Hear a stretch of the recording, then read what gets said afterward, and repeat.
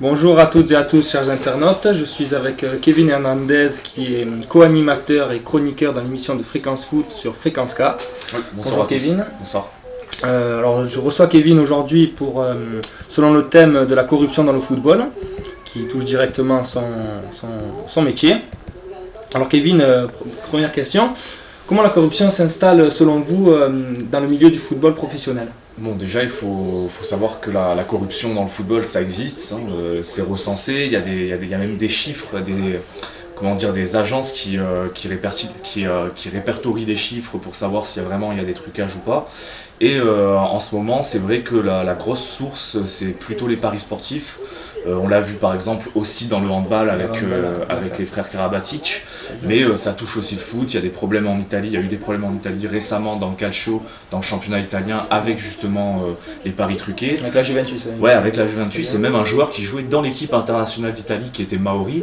Il y a eu des problèmes de paris truqués. Bon, on ne sait pas trop où en est l'affaire, mais ça dure depuis longtemps déjà en Italie. Très bien. Alors, moi je vous remercie. Et en ce qui concerne cette corruption, est-elle implantée dans certains championnats plutôt que d'autres qui sont peut-être qui rapporteraient peut-être plus C'est surtout en Europe, même s'il y en a partout, c'est quand même surtout en Europe, dans le championnat italien, comme je t'ai dit tout à l'heure, mais aussi dans le championnat français. Il me semble qu'il y a 40% d'enquêtes en plus et de plaintes en plus sur des matchs truqués. Donc depuis des années, ce chiffre augmente. Mais voilà, on peut dire que c'est surtout en Europe, aussi dans les pays en voie de développement, enfin pas en voie de développement, mais un peu moins cotés sportivement, comme les pays d'Afrique, comme aussi les pays en Asie, comme la Chine. Voilà, c'est partout dans le monde. Très bien, je te remercie.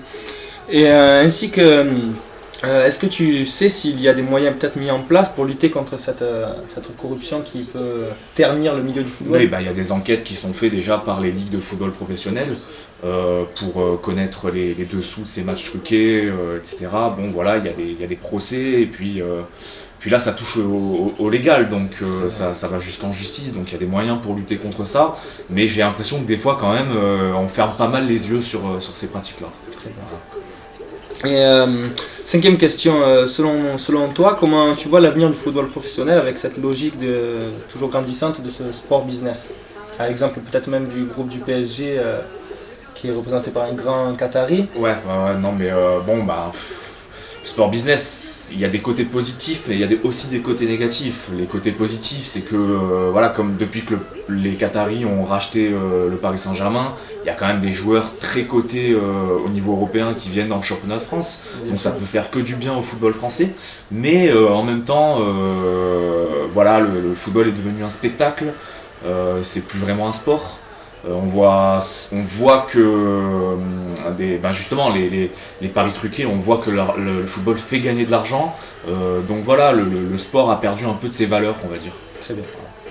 Avec le sport business, c'est malheureusement ça qui se passe. Voilà, c'est que le sport un peu avant on pouvait voir des petites équipes arriver en finale ou gagner carrément une compétition parce qu'ils avaient le cœur, la rage de le faire. Mais maintenant voilà, il y a trop d'argent.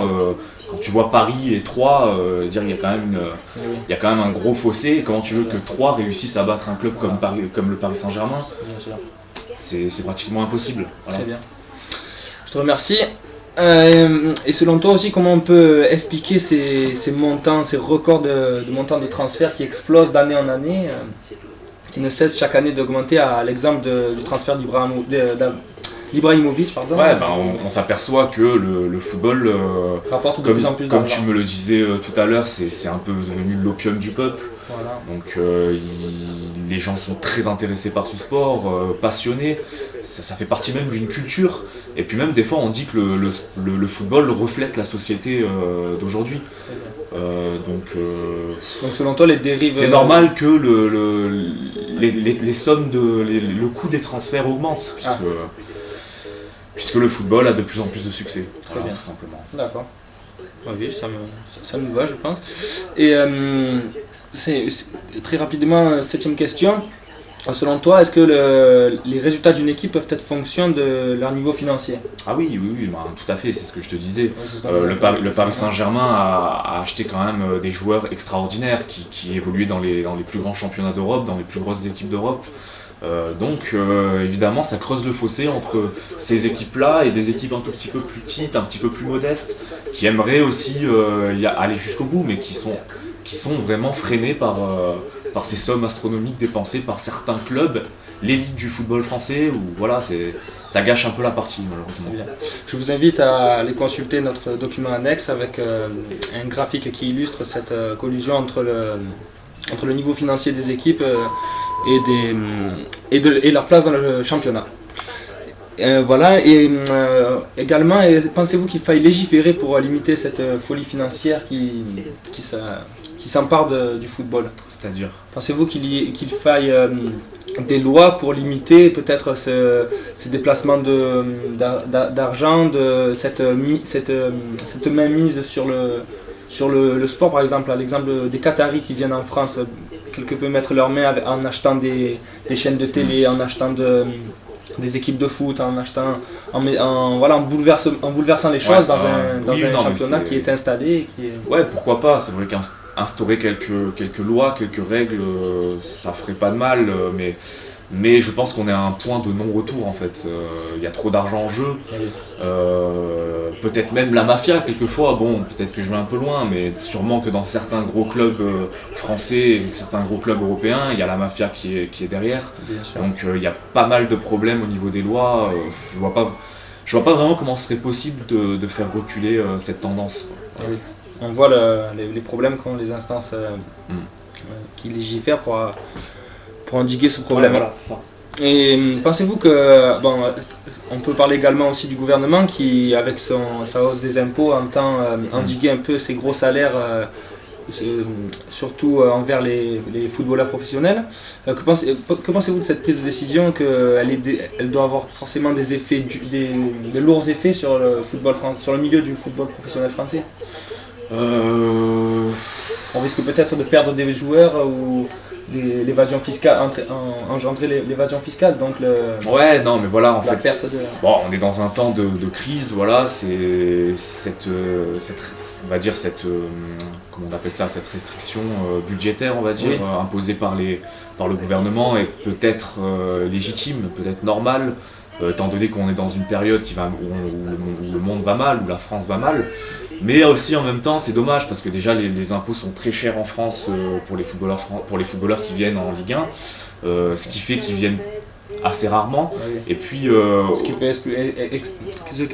expliquer la pauvreté de notre championnat qui est limité par une imposition. Ça explique un peu la pauvreté du championnat, mais c'est pas vraiment de la faute du gouvernement français, c'est plutôt les autres gouvernements qui devraient aussi limiter donner un peu plus d'impôts à ces joueurs-là. Bon, je sais pas, voilà, c'est vrai que ça emmène du mauvais, mais on est dans une période où il faut que tout le monde fasse des sacrifices, et puis surtout les riches, parce que c'est eux qui ont l'argent. Quand on voit Ibrahimovic ou Thiago Silva, le salaire est astronomique, ça fait pas de mal de donner des impôts, ils vont continuer à vivre, faut pas s'inquiéter pour eux, quoi. C'est sûr. Voilà.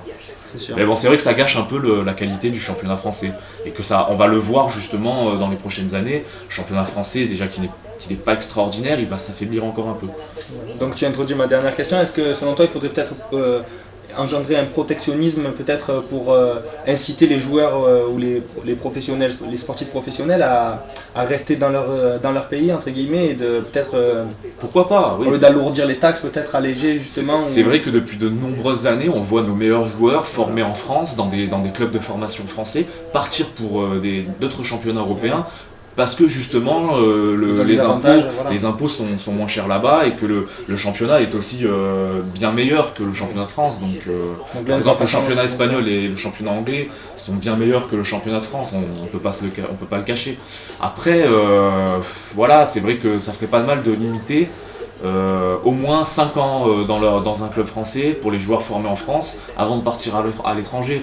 Ça empêcherait des joueurs comme, je sais pas moi, on a vu des joueurs comme Nasri partir très rapidement, je sais pas, on peut en citer plein, des joueurs qui sont formés dans le championnat de France et qui sont partis de suite sans qu'on puisse les voir vraiment évoluer dans le championnat de France. On a perdu pas mal de...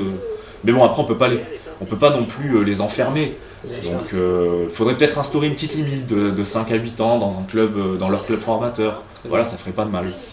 C'est bon. Bon, mais je te remercie Kevin d'avoir participé à cette interview. Bon, je peux glisser un mot vite fait. bien sûr. Bah voilà, vous pouvez venir nous écouter